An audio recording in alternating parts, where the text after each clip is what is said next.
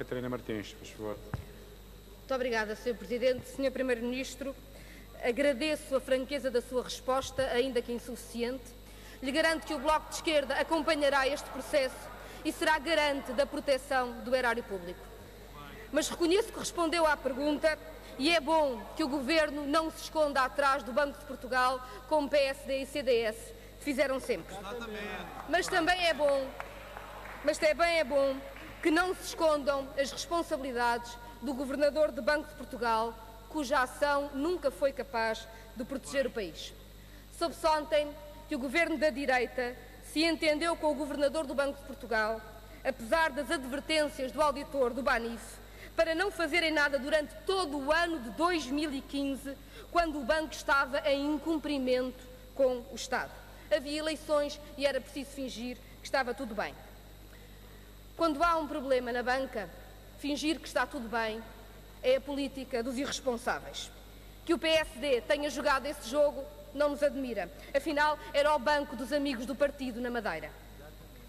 Mas há um problema com o Governador do Banco de Portugal. Já é demais. A intervenção no BES deixou um buraco de 4.900 milhões de euros quando tinha de ser evitada a perda para o erário público.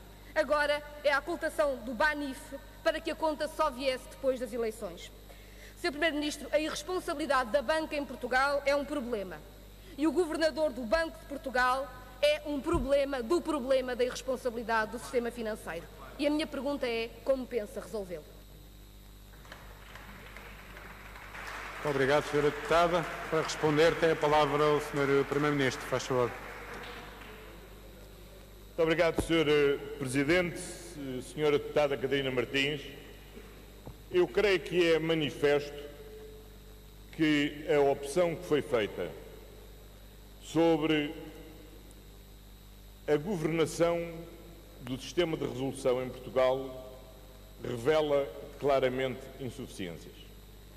Primeiro, porque coloca o Banco de Portugal, muitas vezes, numa posição de dupla função que de todo em todo não devia ter. Em segundo lugar, porque é difícil que com aquelas funções o Banco de Portugal possa ter a independência que necessita de ter para cumprir a sua missão principal. E em terceiro lugar, porque é também novedoso que o Banco de Portugal esteja devidamente apetrechado com a capacidade e o know-how necessários para proceder à gestão e à intervenção na banca comercial. Creio que, por isso, passado este período que se esgotará nesta semana e retomando um cenário de calma que é mais propício a uma reflexão séria sobre a matéria, acho que o Governo deve, junto da Assembleia da República, procurar encontrar um novo desenho institucional que se adeque àquilo que é absolutamente essencial. Primeiro, que não deixemos de ter os instrumentos fundamentais para intervir num mercado que, como disse bem, onde, quando há um problema, é necessário intervir e resolvê-lo, sob pena de não só contaminar todo o sistema, como alastrar ao conjunto da economia. E se há hoje uma distinção muito clara entre a forma como Portugal tem saído do processo de ajustamento e outros países saíram do processo de ajustamento, provavelmente, para além de outros fatores, um dos fatores certamente é a forma como em Portugal e nos outros países se enfrentou atempadamente as questões relativas ao sistema financeiro. Porque, de facto, o bom funcionamento do sistema financeiro é absolutamente essencial para dar músculo e capacidade de intervenção à economia quando a economia se pretende relançar. E por isso, passada esta fase de tempestade, acho que retomada a acalmia é um bom momento para revisitarmos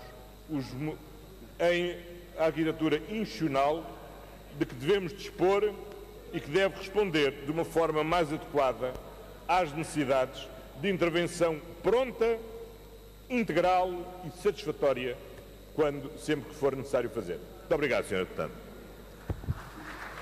Muito obrigado, Sr. Primeiro-Ministro.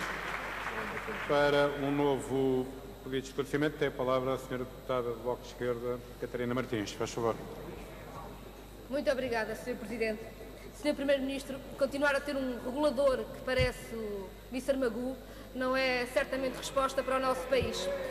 E ter práticas do passado não dão nem bons resultados no presente, nem prometem nada de bom no futuro.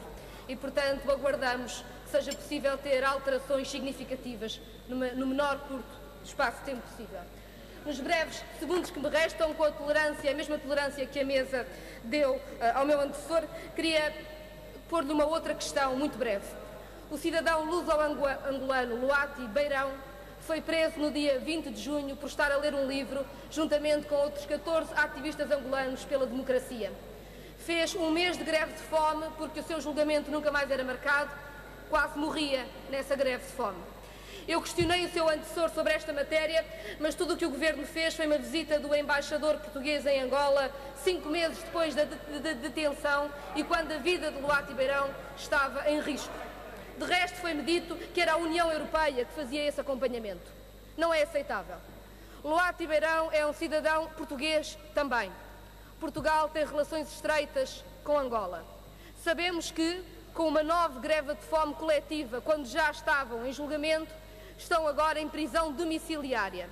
Mas, como sabe, não há separação de poderes na ditadura angolana entre o poder judicial e o poder político.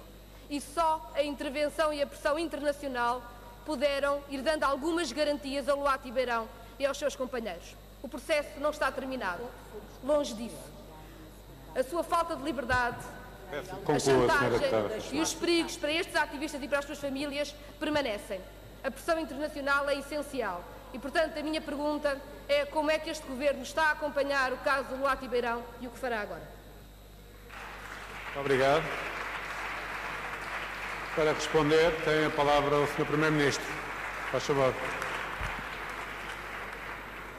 Muito obrigado, Sr. Presidente. Senhora Deputada, nós acompanhamos com preocupação todos os casos que possam pôr em causa os direitos humanos, ocorram eles onde ocorrerem e que seja em que estado for. Mas a questão para nós da maior importância na política deste Governo e relativamente ao espaço da CPLP é que depois do bom desenvolvimento que temos tido na área da cooperação política, na área da cooperação técnico-militar, na área da cooperação económica, é o desenvolvimento de um pilar fundamental que é o pilar da cidadania lusófona. E o pilar da cidadania lusófona tem que assentar num património comum de direitos de livre residência em cada um dos Estados-membros, de direito de reconhecimento de qualificações nos diferentes Estados da CPLP, de liberdade de trabalho nos diferentes Estados da CPLP, de portabilidade de direitos e também de igualdade de direitos políticos em todos os países da CPLP. A experiência que nós temos tido com todos os Estados, com quem já estabelecemos relações de reciprocidade da participação nos direitos políticos, temos verificado que é um instrumento muito importante, não só para a melhoria da qualidade da nossa própria democracia, mas também para o desenvolvimento da democracia em todos os espaços, designadamente nos outros países lusófonos. E acho que o espaço da lusofonia, para além de uma comunidade de língua e de uma comunidade de cultura, tem que assentar também numa comunidade de valores, da liberdade, da democracia e do respeito integral pelos direitos humanos em todos os países da CPLP. Muito obrigado, Sr. Obrigado.